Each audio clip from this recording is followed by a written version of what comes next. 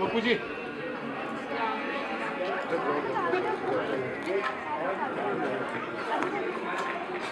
सब लोग विषय वासनाओं में ग्रसित हो जाए। मेरे भाई बहनों, कलयुग में और अन्य लोगों में क्या अंतर है? कलयुग के जो लोग हैं वो अत्यंत क्रोधी है। कलयुग के लोग जो है अत्यंत ईर्ष्यालु है। कलयुग के लोगों के मन में एक दूसरे के प्रति वैर भाव है। कलयुग के लोगों के मन में विषय वासनाएं हैं। कलयुग के लोगों के मन में अनेकों प्रकार की कामनाएं हैं। और कलयुग के जो लक्षण है वो देवताओं के लक्षण नहीं है। तो कलयुग के लोगों के लक्षण हम में ना आ जाए, इसलिए देवता और ऋषि मुनि थोड़े चिंतित थे। बताओ, हम लोग भी ऐसा ही करते हैं ना, कली काल में जीते हैं, एक दूसरे से कितना जलते हैं हम लोग। कोई कुएं में गिर रहा हो तो उसको बाहर निकालने की हमारी इच्छा नहीं होती। हमारी इच्छा है कि उसको एक लात मार के और कुएं में अंदर ढकेल दे। ऐसे तो कलयुग के लोगों के लक्षण है मेरे भाई। तो कहीं ये लक्षण हम में ना आ जाए, इसीलिए सभी देवी देवता और सारे ऋषि मुनि चिंता में पड़ गए। कुछ तो करना चाहिए, ऐसी जगह जाना चाहिए जहां कलयुग का असर नहीं होता। और मेरे भाई बहन, वो सभी मिलकर के ठाकुर जी के पास गए। कहा, हे विष्णु नारायण भगवान, अशोक को स्थान बता जो जिथे कलयुग का असर कोनी वेवे। अब ठाकुर जी ने कहा कि भाई दो जगह है, एक तो है भगवती गैया मैया और दूसरा है सुखताल जो हिमालय में। ऋषि मुनियों को कहा आप वहां जाओ और वहां जाकर के आप लोग तपस्या करो, वहां कलयुग का असर नहीं होता। देवताओं को कहा गौ माता के पास चले जाओ, गौ माता के ऊपर कलयुग का असर नहीं होता है। अब आप देखो मेरे भाई बहनों, कलयुग का कोई भी असर गौ माता पर नहीं होता। गौ माता कलयुग के सभी जितने भी विकार हैं उनसे बहुत ऊपर है। गौ माता निस्वार्थ है। गौ माता को लोग चारा नहीं डालेंगे तो भी गौ माता शाम को आके दूध पिलाएगी। बताओ, गौ माता के हृदय में कोई वैर भाव है कि इस व्यक्ति ने फलाना ने मुझे सुबह सुबह चारा नहीं डाला, सुबह सुबह पूरे शहर में घूमने के लिए मजबूर कर दिया, तो मैं उसको शाम को आके दूध क्यों पिलाऊंगा? गौ माता कभी ऐसा सोचती है? नहीं सोचती। गौ माता के हृदय में वैर भाव नहीं है। गौ माता कभी भेदभाव नहीं करती कि मेरे बछड़े को ज्यादा दूध पिलाओ और मेरे आने वाले लोगों को कम दूध पिलाओ। कभी सोचती गौ माता ऐसा? कभी नहीं सोचती। तो मेरे भाई, तो देवता सभी गौ माता के पास गए और गौ माता को कहा, हे मां, कोई स्थान दे।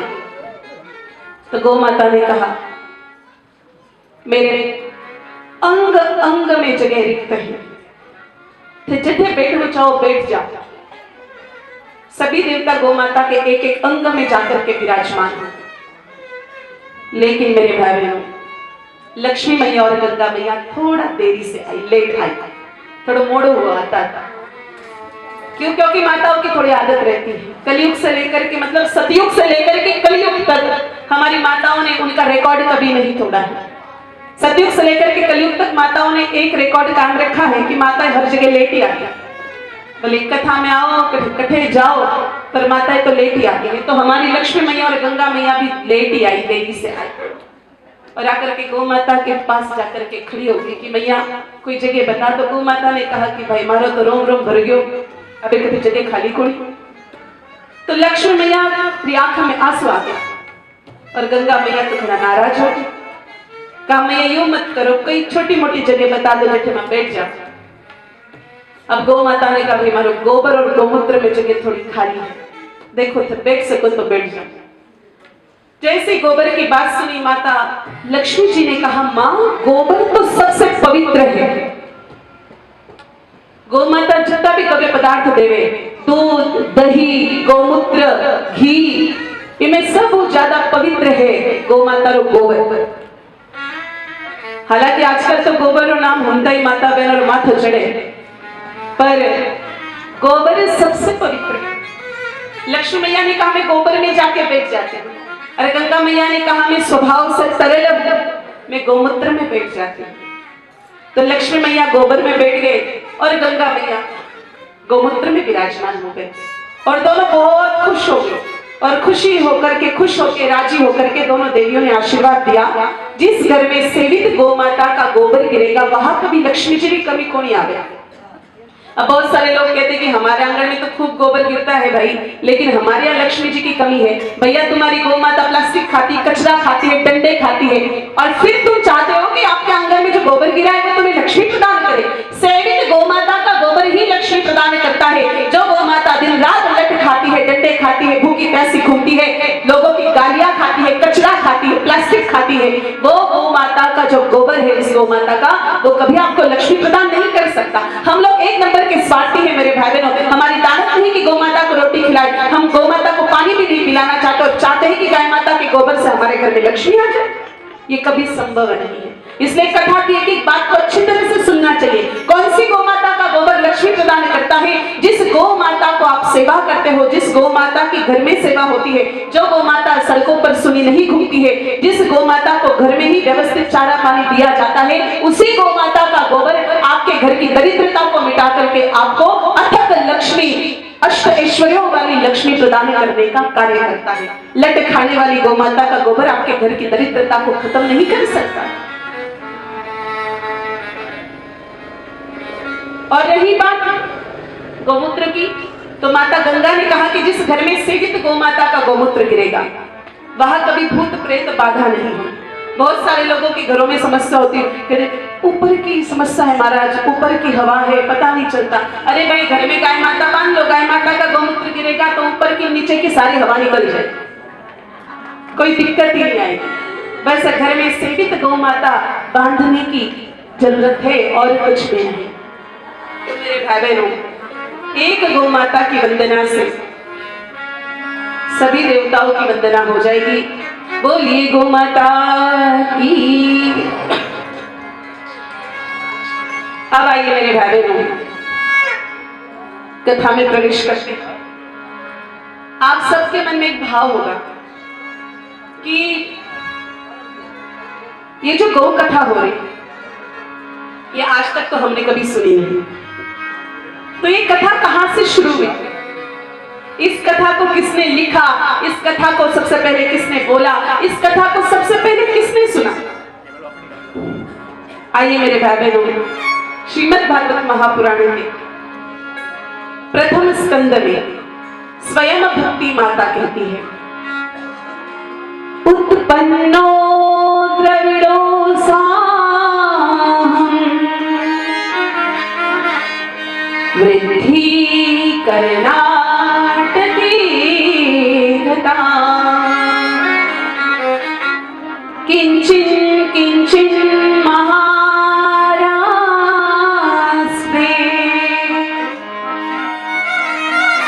गुर्जरे जीर्णता गता। भक्ति माता कहती है कि मेरा जन्म द्रविड़ देश में होता है, मैं कर्नाटक में आकर के पलती हूँ बढ़ती हूँ, महाराष्ट्र में मुझे सम्मान मिलता है और गुजरात में जाके मैं गुजर जाती हूँ। बात भी सत्य है मेरे भाई बहनों, जितनी भक्ति दक्षिण भारत में देखने को मिलती है अपने यहाँ देखने को नहीं मिलती। आप में से कितने लोग दक्षिण भारत अगर कर्नाटक बेंगलोर की तरफ गए, जरा हाथ ऊपर करना। अच्छा, खूब सारे लोग तो गए हैं। आप लोग अगर कर्नाटक चले जाओ मेरे भाई बहनों तो आपको वहां एक बात देखने को मिलेगी, वहां की माताएं सुबह जल्दी उठ जाती है। अब आप लोग सोच रहे कि महाराज माँ भी जल्दी उठ जाए, माँ के 12-12 बजे तक होता है। ऐसा नहीं है, वहां की माताएं सुबह जल्दी उठ जाती है और उठते ही सबसे पहले काम करती है। वहां की माता उठते ही सब पहले स्नान करती रहे, स्नान करे। अपने यहाँ की माताएं तो नहाते नहाते 12-1 बज जाती है, और अब तो ठंड के दिन शुरू हुए 3-4 भी बज जाते हैं। कभी कभी तो एक आध दिन माता ड्रॉप भी कर देती, चलो कि कल का ही प्रोग्राम बना देते, आज मोड़ो बड़ो हो गया। वहां ऐसा नहीं होता है, वहां की माता उठते ही सबसे पहले नहाने के लिए जाती है, अपने यहाँ की तरह नहीं। और वैसे भी उठते ही सबसे पहले कोई भी काम नहीं करना चाहिए, उठते ही नित्य क्रिया से मुक्त होकर के हम लोगों को सबसे पहले स्नान करना चाहिए। अब बहाने तैयार हैं। हम लोग तो हिंदुओं की इतनी बड़ी खासियत है मेरे भाई बहनों, हिंदुओं में अन्य विधर्मियों में एक अंतर है। हम लोगों के पास बहानों की लिस्ट जेब में ही ले लेकर के घूमते, और माता बहने पर्स में बहानों की लिस्ट लेकर के घूमती। अब सुबह जल्दी उठने के लिए बोला तो माता बहने ये कहेगी कि महाराज सुबह सुबह ठंड घड़ी इलाका, वहां भी ठंड लगती है, ऐसा नहीं है, लेकिन वहां जल्दी नहा लेते हैं। और बिना नहाए धोए कोई काम करते हो तो वो काम आपको दोष प्रदान करता है। माता बहनों को तो मैंने देखा उठते ही सबसे पहले मोर्चा संभालती रसोई का, रसोई में सीधा चौके के पास जाकर के, चूल्हे के पास जाकर के चाय की तपेली रख देती उठते ही सबसे पहले। आंख भी पूरी नहीं खुलती उसके पहले चूल्हे पे चाय की तपेली रखी जाती है। मेरे भाई बहनों, रसोई में दो देवताओं का निवास होता है, एक यज्ञ नारायण भगवान और दूसरे है अन्नपूर्णा माता। यज्ञ नारायण भगवान को प्रसन्न करने के लिए अलग से यज्ञ करने की जरूरत नहीं है, नहा धो करके भोग लगाओ देवताओं को, यज्ञ नारायण भगवान प्रसन्न हो जाएंगे। और अन्नपूर्णा माता को प्रसन्न करने के लिए आपको स्नान करके ही रसोई में प्रवेश करना पड़ेगा। रसोई घर केवल कमरा नहीं है, वो अन्नपूर्णा माता का मंदिर है। और बिना नहाए धोए जाते हो तो कैसे बताओ? फिर कहते हैं कि घर में तो झगड़ा ही घना वे महाराज, लड़ाइया घना वे, माँ काटे तो छोरा छोरी, माँ बाप की सुने कोनी, बहू तो सुने कोनी, बिंदड़ी तो माने कोनी। तो भाई आपके घर में दोष लगेगा, क्योंकि आपने देवताओं को नाराज किया है। इसलिए उठते ही सबसे पहले नहाना जरूरी है। फिर वहां की माता उठते ही नहाती, फिर बाड़े में जाती, गोबर लाती, आंगन को लिपती, रंगोली बनावे बढ़िया बढ़िया। आप राठी कौन कौन रंगोली बनावे रोज? सब बना करे, रोज तो कौन ही बनावे? तो होली दिवाली तो बना दो, होली दिवाली तो बनाओ। पर आजकल तो वो भी नहीं बनाती माताएं, वो स्टिकर से सीधा स्टिकर लेके आते हैं, स्टिकर चिपका देते कि कौन माता होली करे भाई, साल दो साल की झंझट खत्म। लेकिन वहां माता डेली रंगोली बनाती है। फिर थोड़ा ऊपर आ जाओ महाराष्ट्र में, महाराष्ट्र में भी मेरे भाई बहनों सुबह उठ करके कीर्तन होता है रोजाना। रोज सुबह सुबह महाराष्ट्र में विठल विठल विठल नाम से पूरा महाराष्ट्र गूंज उठता है। फिर थोड़ा ऊपर आ जाओ गुजरात में, घना लोग ये हो कि भाई गुजरात में तो भक्ति घनी है, गुजरात में भक्ति का भगत कम है, सोना का कंचन का भगत ज्यादा है। आज भी सबसे ज्यादा माया गुजरात में है। तो भाई वहां का इफेक्ट अलग है, माया का वहां पर बहुत सारा साइड इफेक्ट हो रहा है गुजरात में। अपने यहाँ राजस्थान में पैसा थोड़ा कम है, इसलिए माता बहने देखो ना कितनी बढ़िया घूंघट लेकर के बैठी, कितना बढ़िया नजारा है। और आप गुजरात में चले जाओ, वहां तो 80-80 साल की बुढ़ी बुढ़ी डोकरिया की जींस पैंट पहन करके और हाफ पैंट पहन करके पूरे मार्केट के चक्कर काटती है। भोग भूमि है गुजरात और भक्ति की भूमि है कर्नाटक। इन दोनों के सामंजस्य से गौ माता की कथा की निर्मित की है। मेरे भाई बहनों, गुजरात में एक नदी है जिसका नाम है निंडोला नदी। निंडोला नदी के किनारे एक शहर बसा है, नाम है जिसका बारडोली। सूरत में थोड़ा आगे है। तो वहां कथा चल रही थी, हमारे गुरुदेव कथा कर रहे थे और कथा में एक संत पधारे। और संतों का पधारना तो हमेशा मेरे भाई बहनों शुभ ही शुभ होता है। ऐसा कहा जाता है संतानो पधारणो गणो ही सुहावो। और जिनका भाग जाग जावे बैठे संत पधारा करे। आज हमारा भाग जागा संत पधारा पावना। जिसके भाग्य जगते उसी के संत आते हैं मेरे भाई बहनों। जिसके भाग्य अच्छे नहीं हो उसको संत नहीं मिलते। बहुत सारे लोग संतों से दूर भगते हैं कि बाबा जी के पास को नहीं जाना चाहे थे, बाबा जी पता नहीं कहीं करेगा। अरे भाई बाबा जी के पास तो कहीं जाए, बाबा जी के पास करे जाना क्या औकात ही कोनी, क्योंकि तेरा बाग बड़ा कोनी। संत के पास में हर कोई जा भी नहीं सकता है मेरे भाई बहनों। संतों का सानिध्य हर किसी को प्राप्त हो भी नहीं सकता। तो ऐसे ही एक संत पधारे। अब संतों का जीवन तो हमेशा लोक कल्याण के लिए होता है। देखो संत कभी भी खुद के स्वार्थ के लिए नहीं सोचते। संतों के मन में कभी खुद का स्वार्थ नहीं होता कि मैं तो बढ़िया मोटो बंगलो बना लूं, मैं तो बढ़िया 5-10 तोड़ा लूं, कोई माला ले लूं। संत कभी ऐसा नहीं सोचते। संत तो हमेशा राष्ट्र का, गौ माता का और धर्म का ही चिंतन करते हैं। उन संत महाराज ने हमारे गुरुदेव से कहा महाराज आज सब लोग दुखी हैं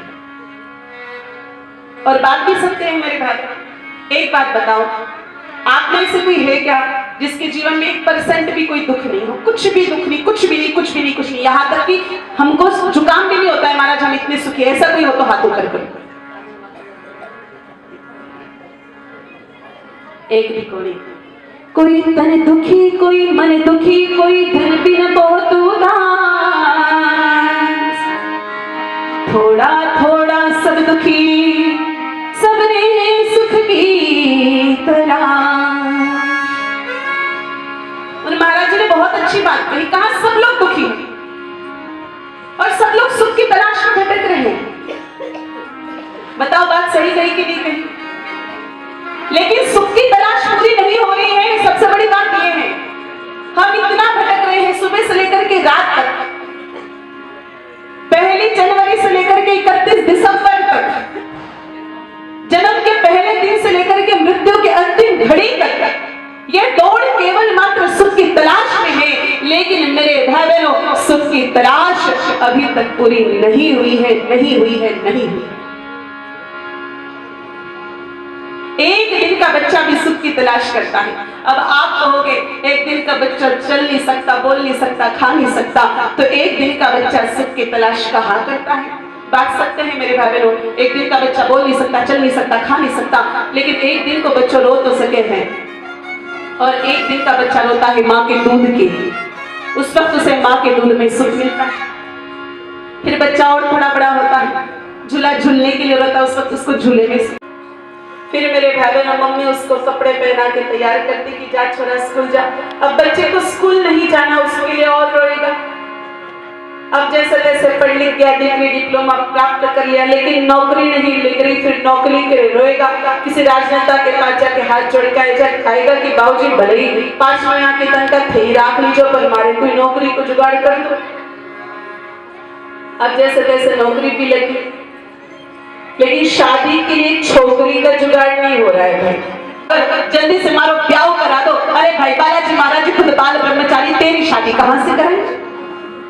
कम से कम एप्लीकेशन लगाते वक्त तो स्थान देख करके लगानी चाहिए कि कठा आप कई चीज बोल रहे हैं। अब जैसे तैसे शादी भी हो गई मेरे भाई बहनों, शादी होके 5 साल गुजर गए, लेकिन संतान नहीं हो रही। डॉक्टर के पास जाके हाथ जोड़ेंगे कि गोली दे दो, वैद्य के पास जाके कहेंगे कोई चूर्ण दे दो, तांत्रिक के पास जाके कहेंगे कि झाड़ू दे दो, देवता के पास जाके बोलेंगे प्रसादी करवा दूंगा। आप जैसे तैसे मेरे भाई बहनों संतान भी होगी, लेकिन संतान होने के बाद इस व्यक्ति को घर से बाहर पैर रखने की जरूरत नहीं है, क्योंकि आखिर जिंदगी भर उसकी संतान ही काफी उसको घर में रुलाने के लिए। यानी जन्म से लेकर के मृत्यु तक मनुष्य की सुख की तलाश पूरी नहीं होती। अब आप कहोगे क्या इस संसार में सुख है ही कौन ही महाराज?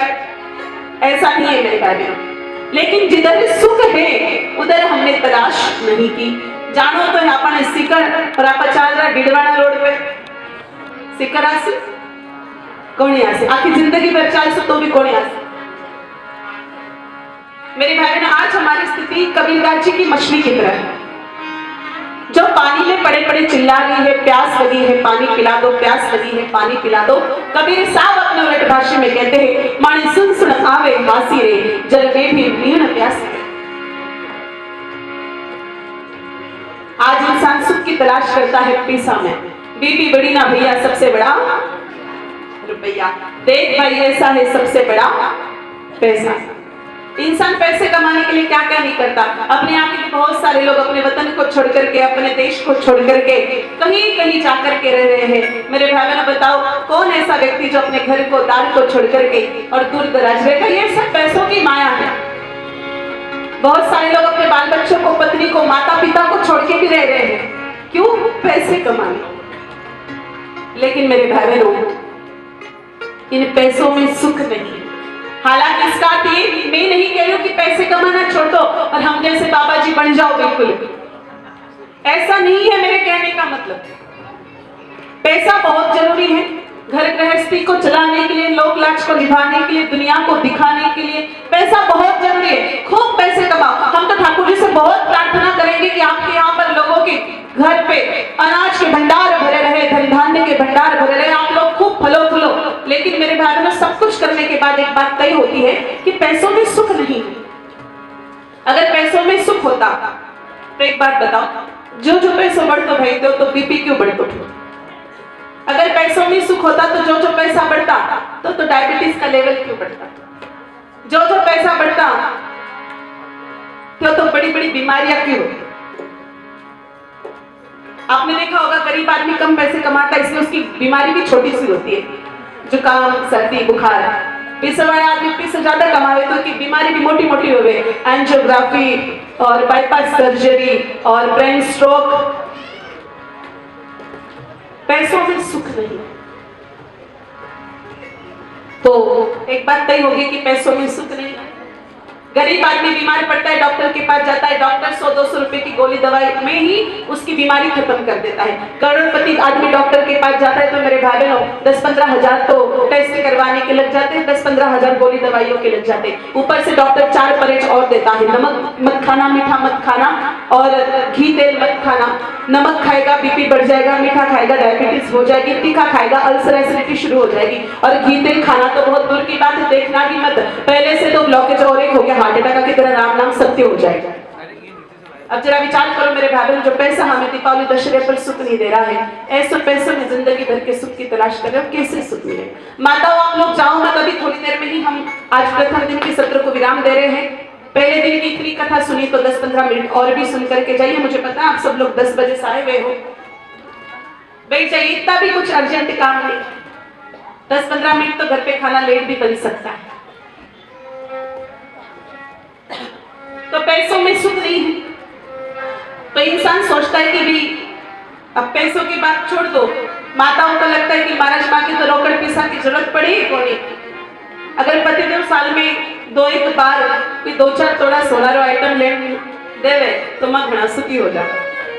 देखो सोने का नाम लेते ही यहाँ एक भी औरत ऐसी नहीं है, एक भी बहन ऐसी नहीं है जिसके चेहरे पर प्रसन्नता नहीं है, मुस्कुराहट नहीं है। सोने का नाम लेते ही माताओं का चेहरा ऐसे बिल्कुल गुलाब के फूल की तरह खिल जाता है। पता नहीं सोने का और माताओं का क्या कनेक्शन है, भगवान जाने। और माँ की शेखावटी की माता है तो सोनों भी घड़ो ज्यादा ही पहने। कल दीदी बता रहे थे 10-10 तरह के तो नेकलेस होते बोले यहाँ पे माताओं का, अलग अलग नाम भी बताया। मुझे नाम तो इतने याद नहीं है, तो मैं तो सोचते रहेगी कि माताएं कितनी सोने को पसंद करती है। काश माता इतना भगवान को पसंद कर लो तो जीवन ही सोना बन जाएगा। जितना माताएं सोने को पसंद करती है, गोल्ड को पसंद करती है, उतना भगवान को पसंद करने लग जाएगी ना, तो फिर तो जीवन ही आपका सोने जैसा बन जाएगा। लेकिन माताओं सोने में सुख नहीं। अगर सोने में सुख होता तो रावण की तो पूरी लंका ही सोने की थी। हमारे पास तो 2 गहने सोने के, लेकिन रावण का तो परकोटा भी सोने का ही था, वॉल कंपाउंड। लेकिन रावण कभी सुखी रहा क्या? नहीं रहा। आप कहोगे वो तो पापी है, धर्मात्मा की बात करो। अब माता सीता तो घनी धर्मात्मा स्त्री ही, माता सीता जितनी धर्मात्मा स्त्री हो क्या? नहीं हो। लेकिन माता सीता को भी सोने ने ही दुख दिया था। मेरे भाई बहनों, त्रेता युग में और द्वापर युग में लोग सबसे ज्यादा दुखी सोने के कारण ही हुए। राजा परीक्षित जैसा धर्मात्मा व्यक्ति भी जरासंध का सोने का मुकुट पहन करके उसकी बुद्धि पलटती है, और मेरे भाई बहनों एक ऋषि के गले में वो नाक पहना के चला जाता है। और माता सीता भी एक सोने की हिरण के चक्कर में पड़ गई। एक दिन पंचवटी में विराजमान माता सीता को सोने का हिरण नजर आया। माता सीता ने वो हिरण प्रभु श्री राम जी से मंगाया। प्रभु श्री राम जी ने माता सीता को बहुत समझाया कि नहीं देवी नहीं, ये सोने का ही दुख देगा। लेकिन माया के वशीभूत माता सीता को समझ में नहीं आया। तब प्रभु श्री राम जी ने मन ही मन विचार बनाया कि देवी सीता, इतना सा सोना कि आपको सुख और दुख की पहचान कराएगा। मैं अभी रावण की बुद्धि पलटता हूँ, रावण आएगा आपको उठा करके ले जाएगा। कुछ दिनों तक सोने की लंका में रहोगी तो अपने आप पता पड़ जाएगा सोने में सुख नहीं दुख ही दुख है। उस सोने ने भी माता सीता को सुख नहीं दिया। इतना सा सोने का हिरण मेरे भाई बहनों कितना बड़ा दुख दे गया माता सीता को। अब माताएं तो थोड़ी दुखी भी होगी कि महाराज यो मत क्यों, पतिदेव घना मुश्किल आ गया, अभी ये प्रोग्राम भी बंद कर दी। चलो वो तो त्रेता युग की बातें थी, कलयुग में सोना ही सुख दे सकता है। तो कलयुग की बात करते हैं। माता आपके पास कोई ज्यादा नहीं, आप तो वैसे 10-10 तरह के नेकलेस पहनते हो, लेकिन कोई 1 तोला सोने का आइटम हो तो वो पहन करके आज रात को आप लोग यहीं पर सो जाना। नींद आएगी क्या? नींद आसे कोणी आवे आखिर रात को लीचाने पे जावे है कि क्यों, है कि क्यों, है कि क्यों, है कि क्यों। यानी 1 तोला सोना जो हमें 1 घंटे भी चैन से नहीं सोने देता है, ऐसे सोने में जिंदगी भर के सुख और चैन की तलाश कर रहे हो मेरे भाई बहनों, कैसे सुख मिलेगा। और एक हाथ दिन अगर गलती से गिर गया तो फिर तो रो रो करके आपके टमाटर की तरह सुझा देते हो, और 10 दिनों तक घर में रोटियों के नक्शे पता ही नहीं चल पाता है कौन से वेस्ट इंडीज का बनाए कि ऑस्ट्रेलिया का बनाए। सोने में भी सुख नहीं। चलो सोने में सुख नहीं तो बड़ो मोटो मकान बना रहा तो सुखी हो जाओ, बड़े मकान में भी सुख नहीं है। जब तक 2 कमरे थे ढंग से झाड़ू लग जाता, पोछा लग जाता, होली दिवाली रंग लग जाता। और जिस दिन से 2 कमरों के 20 कमरे बने ना मेरे भाई बहन, 1 कमरे में भी ढंग से झाड़ू नहीं लग पाता है। माता बहने बीच में ही कमर पर झंडू बामरा गिरना शुरू कर देते हैं कि भाई वही कोई काम अभी कहीं करा।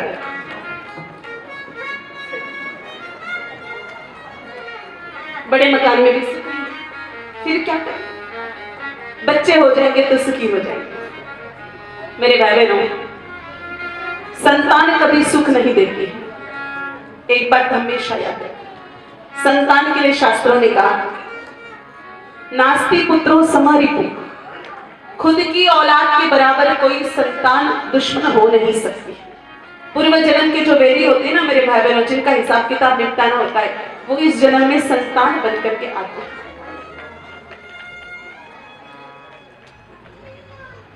संतान कभी सुख नहीं दे सकती माता पिता, लेकिन इसका अर्थ ये भी नहीं है कि संतान नहीं होनी चाहिए।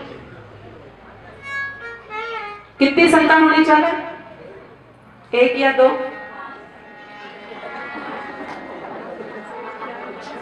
ये सीकर साहिब बहन जी 5 बोल रहे हैं। अब तासर पड़ी वाला ने भी बोलवा दो भाई थोड़ा थोड़ा।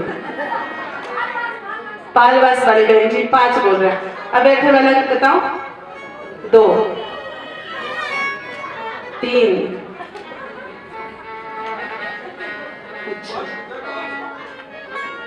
कोई 5 बोल रहे, कोई 3 बोल रहे। अरे बहुत सारे लोगों को लगता है जिन्होंने 4 और 5 बोला 1 नंबर के पागल लोग। ऐसा नहीं है मेरे ख्याल में। देखो हम लोगों को ऐसा बताया गया कि संतान 1 या 2 ही होनी चाहिए, लेकिन बहुत गलत बताया गया।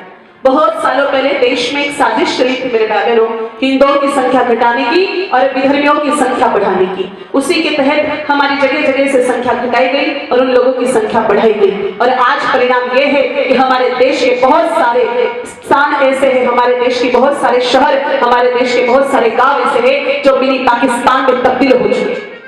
जहां मेरे भाई बहनों आप लोग माला नहीं पहन सकते, जहां आप लोग घूम नहीं सकते, जहां हमारी देश की माताएं बहनें आजाद हवा में घूम नहीं सकती, वहां विधर्मियों का डर लगा रहता है। वहां आप लोगों को मजबूर किया जाता है मुसलमान बनने के लिए, विधर्मी बनने के लिए। और ये बहुत सोचे समझे हुई साजिश के तहत हुआ है। हमारे देश में बहुत सारे शहर मिनी पाकिस्तान में तब्दील हो चुके हैं हमारी संख्या को घटाने के लिए। बहुत सारे लोग ना ऐसे जब बोलो कि संतान ज्यादा होनी चाहिए तो लोग कहते हैं कि महाराज ज्यादा संख्या हो जाएगी तो देश की जनसंख्या बढ़ जाएगी। भैया तो इतना एक होशियार आ गया कि तेरे को अकेले को जनसंख्या की टेंशन है। और जनसंख्या को कंट्रोल करने का काम अपने और किसी के हाथ का है ही नहीं। जनसंख्या को कंट्रोल करने का काम केवल शिव भोले बाबा के हाथ का है, क्योंकि युगों युगों से संहार का कार्य शिव भोले बाबा संभाल रहे हैं। अब आप लोग जबरदस्ती क्यों होशियारी लगाते हो कि 4 बच्चे होंगे तो देश की जनसंख्या बढ़ जाएगी। अरे हम लोगों के तो 2 से 3 होती, हमारी धड़कनें बढ़ जाती है, लेकिन अब्बू और चाचा के घर में 12-12, 13-13 की फौज खड़ी होती है। उन्हें क्या 1 डजन से नीचे बच्चे नहीं मिलेंगे आप लोग। मेरे भाई बहनों, ये कलश आप लोगों को अपने पास से लेकर के बैठने, क्यों आप लोग बीच बीच में घूम रहे हो? ऐसे मत करो, बैठ जाओ, कथा ढंग से सुनो। दादाजी बैठ जाओ। दादाजी सुन नहीं रहे, थोड़ा सा जोश में आके। दादाजी बैठ जाओ।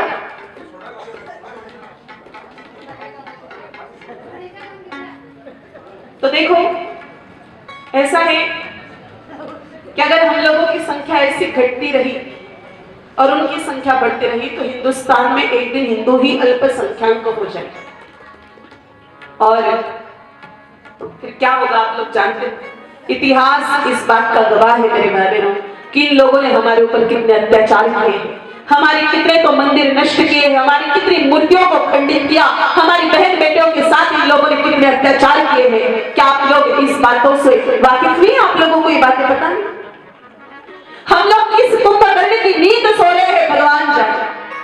हम लोगों को तो हमारी जनसंख्या इतनी बढ़ानी चाहिए मेरे भाई बहनों, और इतनी एकता के साथ, यूनिटी के साथ खड़ा होना चाहिए कि विधर्मी कुछ करे तो बहुत दूर की बात है, लेकिन आंख उठा करके भी हमारे ओर देखने की हिम्मत नहीं करता। लेकिन ये तब संभव है जब हम लोग अधिक ज्यादा संख्या में रहेंगे। जैसे एक एक दो दो बच्चे पैदा करेंगे तो मेरे भाई बहन ये लोग तो घर में आकर के हम लोगों को कुचल के चले जाएंगे, किसी को कुछ भी पता नहीं चलेगा। बहुत सारे लोग कहते हैं कि ज्यादा बच्चे होंगे तो फिर कैसे क्या करेंगे। अरे भाई, अगर एक एक ही बच्चा पैदा करोगे तो देश की सीमा पर फिर क्या आप गाड़ी ला करके भर्ती करोगे, ताली बाली ला करके भर्ती करोगे? देश की सीमा पर बंदूक लेकर के भी तो किसी को खड़ा करना पड़ेगा।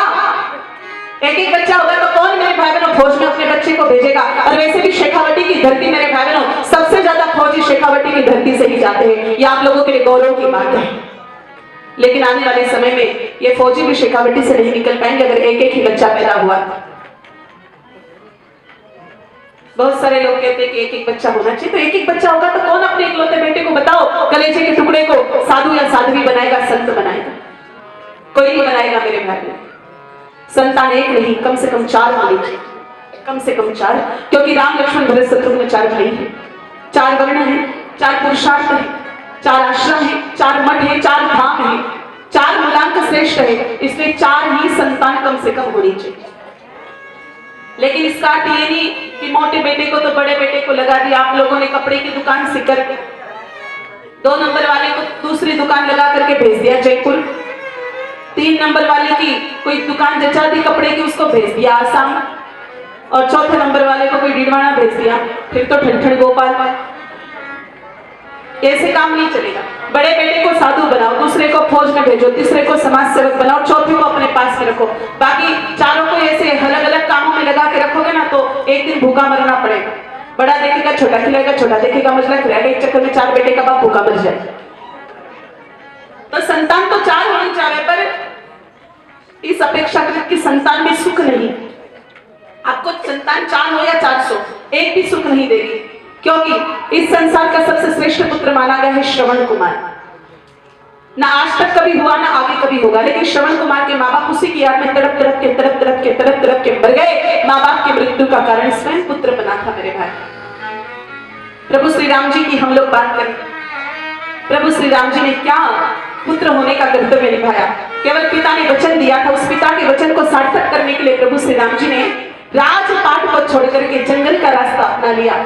लेकिन शास्त्र इस बात को चिक चिक करके हमको बताते हैं कि राजा दशरथ की मृत्यु राम राम राम राम करते करते हुई थी। अगर राम जी वनवास में नहीं जाते तो शायद राजा दशरथ की मृत्यु नहीं हो।